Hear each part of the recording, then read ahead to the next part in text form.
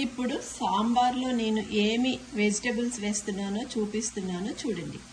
పచ్చిమిరపకాయలు, ఉల్లిపాయ ముక్కలు, ములక్కాడ, ఆనపకాయ ముక్కలు, బఠానీ, క్యారెట్, బీట్రూట్, టమాటో అండ్ నేను యాష్ గార్డ్ ముక్కలు కూడా చూపిస్తున్నాను చూడండి. ఇప్పుడు ఈ పప్పులో నేను అన్ని కాయగూరలు వేస్తున్నాను చూడండి. బీట్రూట్ వేసా, మిక్స్డ్ వెజిటబుల్స్ వేసాను, యాష్ గార్డ్ వేస్తున్నా, టమాటో ముక్కలు వేస్తున్నా, పీస్ వేసాను, ములక్కాడ ముక్కలు, ఉల్లిపాయ. సో అన్నీ ఇలా వేసి ఉడకపెట్టేసుకోవాలి.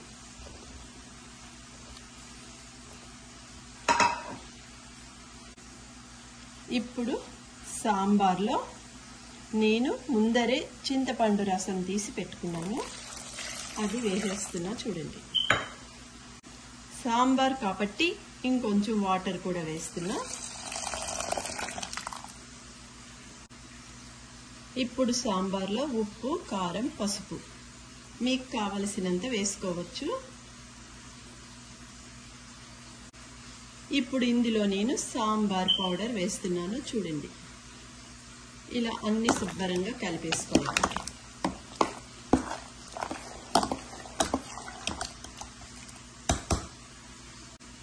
అట్లానే కొంచెం ధనియాల పౌడర్, కొంచెం కరివేపాకు,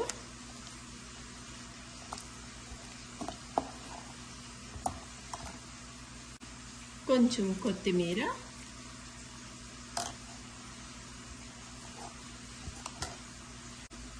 ఇప్పుడు ఇది అంతా శుభ్రంగా ఒక్కసారి కలిపేసుకుందాం చూడండి. ఇలా అన్ని మనం రెడీగా పెట్టుకుంటే సాంబార్ ఈజీగా చేసేసుకోవచ్చు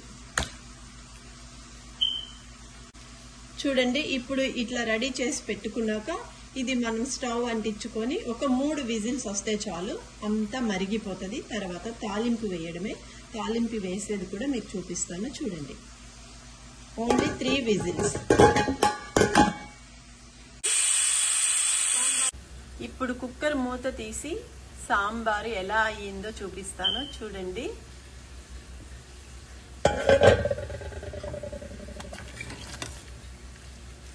సాంబారు చాలా బాగా మరిగిపోయింది. ఇప్పుడు తాలింపు వేయడమే. ఇప్పుడు సాంబారు ఒక బౌల్లో వేస్తున్నాను.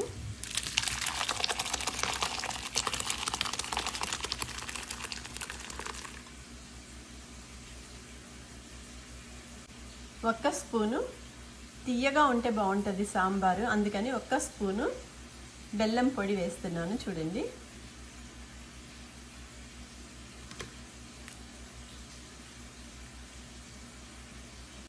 ఇప్పుడు ఇంగువ వేసి పోపు వేస్తున్నాను సాంబార్కి. చాలా రుచిగా ఉంటుంది ఇంగువ వేస్తే. పోపు కూడా వేగుతుంది, సాంబార్ పోపు కూడా వేగుతుంది చూడండి. సాంబార్ పోపు రెడీ అయిపోయింది.